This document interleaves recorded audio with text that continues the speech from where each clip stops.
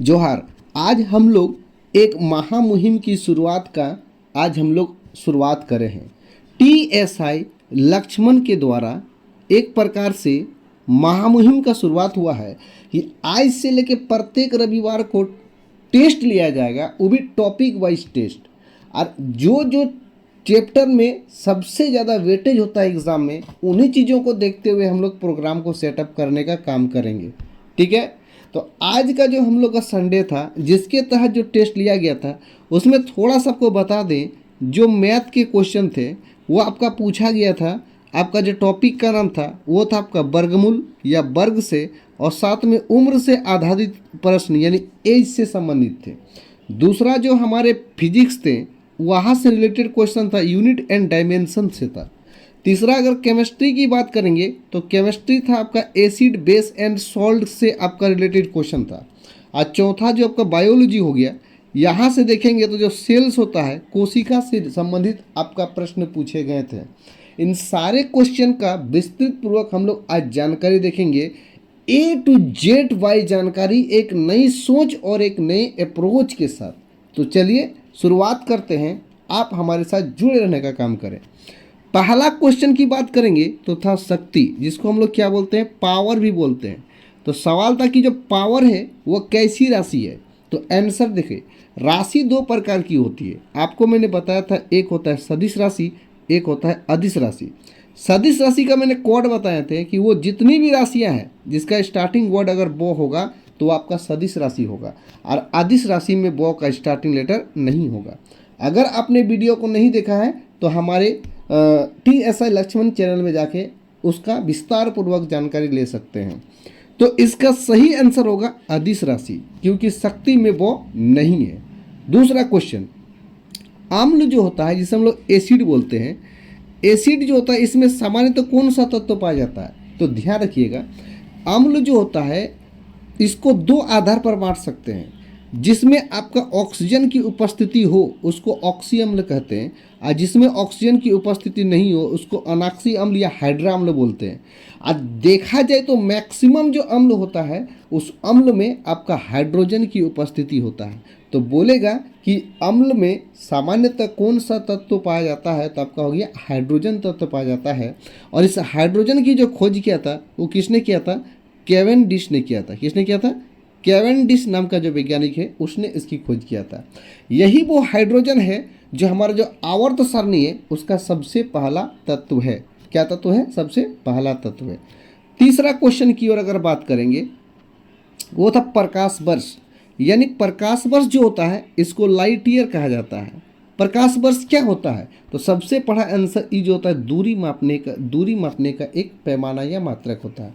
अगर दूरी ना लिखा रहे तो विस्थापन लिखा रह सकता है, डिस्प्लेसमेंट बोलते हैं।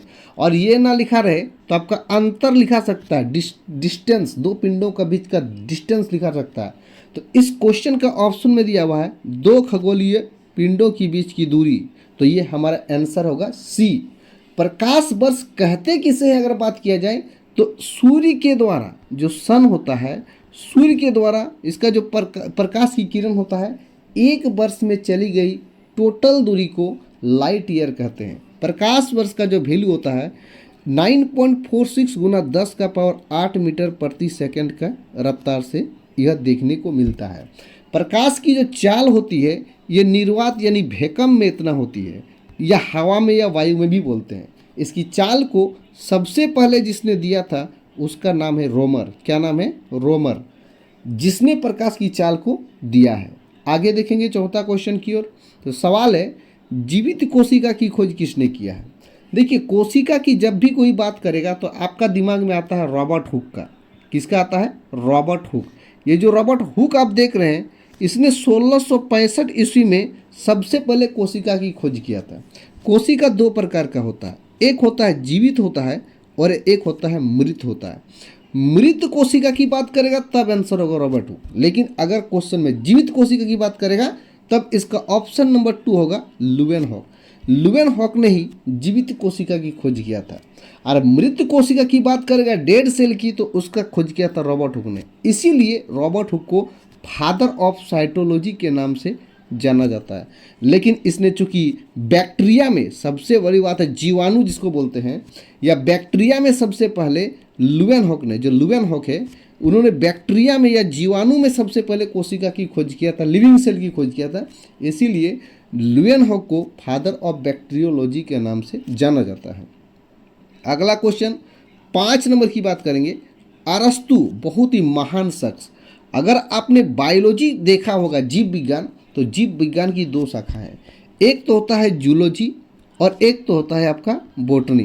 तो ध्यान दीजिएगा, अगर बोलेगा फादर ऑफ बायोलॉजी या जीव विज्ञान के जनक किसे कहा जाता है, तो उसका आंसर हो गया अरस्तु। साथ में अगर फादर ऑफ जूलॉजी भी बोलेगा, जंतु विज्ञान का भी पिता बोले, फिर भी आंसर होगा अरस्तु। यानी अरस्तु 2 का आंसर हुआ, father of biology and father of zoology.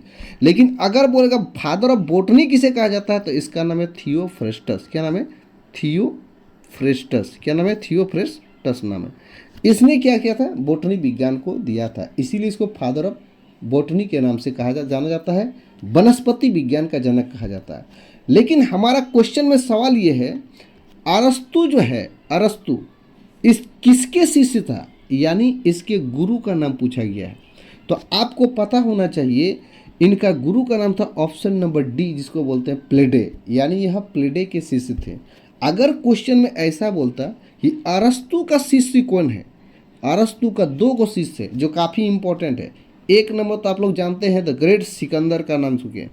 Sikandar जो है अरस्तु का शिष्य है। और दूसरा नंबर अभी जो मैंने बोला, फादर ऑफ जो बॉटनी होता है, जो थियोफ्रेटस ने लिखा है, वो थियोफ्रेटस ने दिया है, वही थियोफ्रेटस जो है अरस्तु के दूसरे नंबर का चेला थे। क्लियर है? आगे चलते हैं। क्वेश्चन नंबर 6 बोला है फलों का संरक्षण। क्वेश्चन 2 आता है, संरक्षण की बात करें तो प्रिजर्वेशन इसको बोलते हैं, मैंने संरक्षित करना, उसको सुरक्षित रखना। तो एक आएगा फल आएगा, जिसको हम लोग बोलते हैं फ्रूट बोलते हैं, और एक आपका आएगा फूड आएगा, जिसको हम लोग क्या बोलते हैं? खाद्य पदार्थ। तो फ्रूट बोलेगा तो आपका आंसर हो जाएगा आपका मिथेनोइक अम्ल। क्या हो जाएगा? मिथेनोइक अम्ल, यानी ऑप्शन नंबर बी। और अगर फूड बोलेगा तो आपका हो जाएगा इथेनोइक अम्ल। तो 2 को सवाल हो गया। अगर फ्रूट प्रिजर्वेटिव बोले यानी फलों का संरक्षण बोलेगा तो आपका आंसर हो जाएगा, क्या होगा? मिथेनोइक अम्ल हो जाएगा। क्या हो जाएगा? मिथेनोइक अम्ल हो जाएगा। और अगर फूड बोलेगा, खाद्य पदार्थ का संरक्षण बोलेगा, तो आपको हो जाएगा इथेनोइक अम्ल हो जाएगा। क्या हो जाएगा? इथेनोइक अम्ल। क्लियर है? आगे चलते हैं। 7 नंबर का सवाल है शैवाल। शैवाल की कोशिका भित्ति किसकी बनी होती है? देखिए, कोशिका भित्ति की बात अगर किया जाए, एक प्रकार का बाहरी आवरण है जो उसको सुरक्षा प्रदान करता है। तो याद रखेंगे कि सेलुलोज जो होता है यह शैवाल की कोशिका भित्ति होती है, यानी कोशिका भित्ति इसकी शैवाल की बनी होती है, सॉरी सेलुलोज की बनी होती है। उसी प्रकार से अगर बोलेगा पादप जो होता है, एक आपने देखा होगा कि हमारा जो जीव जगत है उसको 5 वर्गों में बांटा गया है, उसमें से एक जगत होता है पादप भी होता है। ये पादप का भी जो आपका कोशिका भित्ति होती है वो भी सेलुलोज की ही बनी होती है। किसकी बनी होती है? सेलुलोज की ही बनी होती है। ठीक है, जंतु कोशिका में ध्यान रखिएगा, इसमें कोशिका भित्ति नहीं पाई जाती है। नेक्स्ट अगला सवाल है, ये जो माइक्रोन है, 1 माइक्रोमीटर का वैल्यू कितना होता है? देखो, माइक्रोन की जगह पर कहीं पर अगर माइक्रोमीटर भी लिखा हुआ है, माइक्रोमीटर भी लिखा हुआ है, तो पर भी कोई दिक्कत नहीं है। 1 माइक्रोन का वैल्यू होता है 10⁻⁻6 मीटर होता है। लेकिन सवाल में मीटर में नहीं बोला है, बोला है मिलीमीटर में बोला है, यानी एमएम में निकालना है। तो जब इसका आप वैल्यू को निकालिएगा तो आपका डाटा आएगा 0.001 mm आएगा। कभी इसको इस प्रकार से ना लिख कर इसको लिख सकता है 10⁻³ mm भी लिख सकता है। तो इस प्रकार से हमने देखा कि 1 माइक्रोन का वैल्यू अगर मिलीमीटर में बोलेगा तो 10⁻³ mm या फिर 0.001 mm, और अगर मीटर में बोलेगा तो डायरेक्ट 10⁻⁻6 मीटर होगा। नेक्स्ट क्वेश्चन है आपका, दूरी मापने की सबसे बड़ी मात्रक क्या होता है? देखिए, 2 क्वेश्चन पूछ सकता है, या तो पूछेगा सबसे बड़ी और या तो पूछेगा सबसे छोटी। तो छोटी अगर बोलेगा तो ऑप्शन के अनुसार चेक करेंगे, उसमें फर्मी मीटर का आंसर ज़्यादा देखने को मिलता है। फर्मी मीटर जो होता है 10⁻⁻15 मीटर होता है। तो फर्मी मीटर जो होता है, चूँकि जानते हैं कि परमाणु होता है, परमाणु सबसे छोटा सूक्ष्मतम कण है और उसके अंदर में सबसे छोटा चीज़ होता है, इसका नाम होता है नाभिक होता है। तो नाभिक जो आप देख रहे हैं, न्यूक्लियस जो देख रहे हैं, इस नाभिक का अगर बोलेगा नाभिक की त्रिज्या कितना होती है तो वही होता है 10⁻⁻15 मीटर होता है, जब काफ़ी छोटी होती है। लेकिन अगर सन बोलेगा इस परमाणु का त्रिज्या कितना होता है, किसका त्रिज्या, परमाणु का त्रिज्या कितना होता है, तो याद रखिएगा 10⁻10 मीटर होता है। 10⁻10 मीटर को एक और नाम से जाना जाता है जिसको हम लोग बोलते हैं एंगस्ट्रॉम। क्या बोलते हैं, एंगस्ट्रॉम, जिसे ए का पावर 0 कहते हैं। तो 10⁻10 मतलब एंगस्ट्रॉम का वैल्यू हो गया, जिसका वैल्यू 10⁻10 होता है। बोलेगा एंगस्ट्रॉम किसका मात्रक होता है, तो एंगस्ट्रॉम तरंगदैर्घ्य का मात्रक होता है। चूंकि इस क्वेश्चन में सबसे बड़ी मात्रक दूरी का पूछा था तो ऑप्शन के अनुसार क्या होगा, पारसेक होगा। क्या होगा, पारसेक। ये जो पारसेक होता है यह लाइट ईयर से भी बड़ा होता है, 3.26 गुना लाइट ईयर होता है। अगर इसका वैल्यू मीटर में लाएंगे तो 3.08 गुना 10⁻16 मीटर के बराबर होगा। ये किसका वैल्यू हो गया, आपका पारसेक का वैल्यू हो गया। ये बहुत बड़ा मात्रक होता है।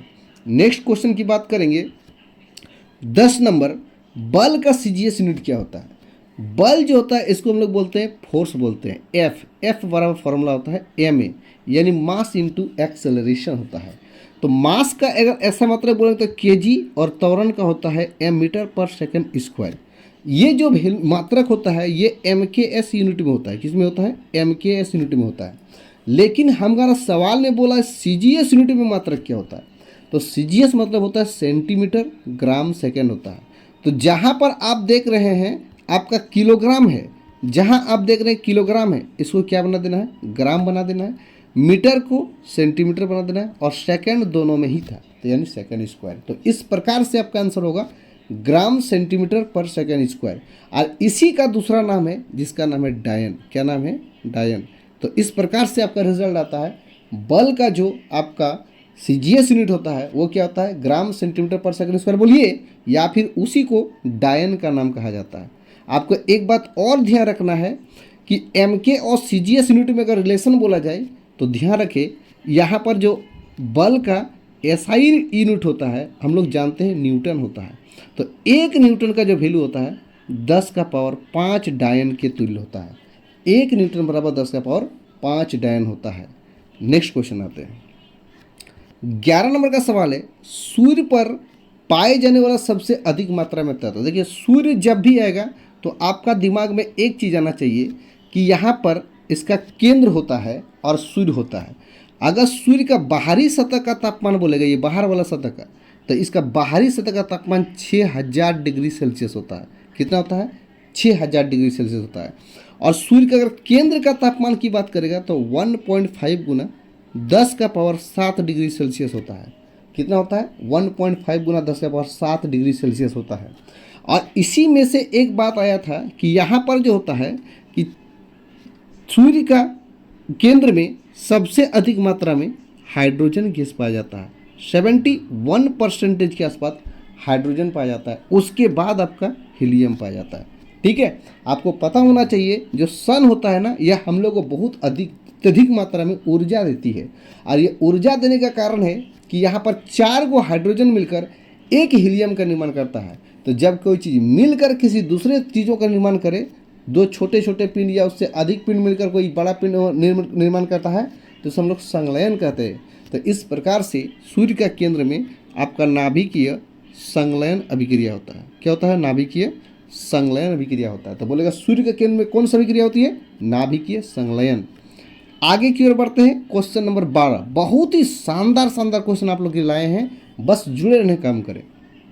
अम्ल वर्षा, इसको कहते हैं एसिड रेन कहते हैं। इसका pH मान कितना होता है। देखिए अगर pH मान 5.6 से कम हो जाएगा तो वो pH हो जाएगा आपका एसिड रेन हो जाएगा। देखिए रेन की बात करेगा ना तो एक होता है रेन वाटर, यानी जो होता है नॉर्मल रेन जिसको बोलते हैं हम लोग, क्या बोलते हैं, नॉर्मल रेन। अगर नॉर्मल रेन की बात करेंगे तो इसका pH मान होता है 5.6। कितना होता है, 5.6। लेकिन अगर 5.6 से कम हो गया तो उसको हम लोग जैसे ही 5.6 से क्या हो जाएगा, कम हो जाएगा, तो वो रेन आपका अब नॉर्मल ना होकर आपका एसिड रेन हो जाएगा। क्या हो जाएगा, एसिड रेन हो जाएगा। एसिड रेन की अगर बात किया जाए तो एक बात और याद रखिएगा, इसमें सबसे बड़ा योगदान जो होता है आपका किसका होता है, SO2 का होता है, सल्फर डाइऑक्साइड का होता है।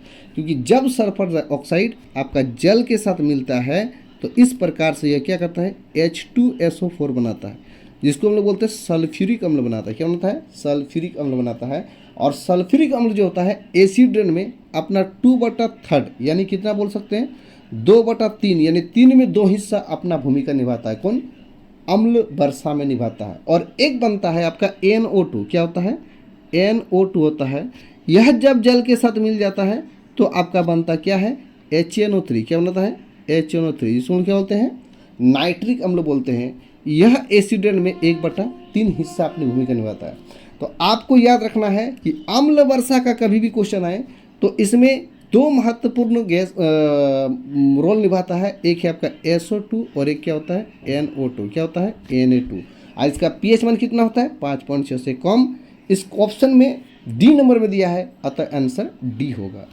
अगला क्वेश्चन जो 13 नंबर का क्वेश्चन है वह है कि मानव शरीर में वह कौन सी कोशिका जिसमें केंद्रक नहीं पाया जाता है। याद रखना है RBC, जिसको हम बोलते हैं रक्त, लाल रक्त कणिका या रेड ब्लड सेल्स कहते हैं।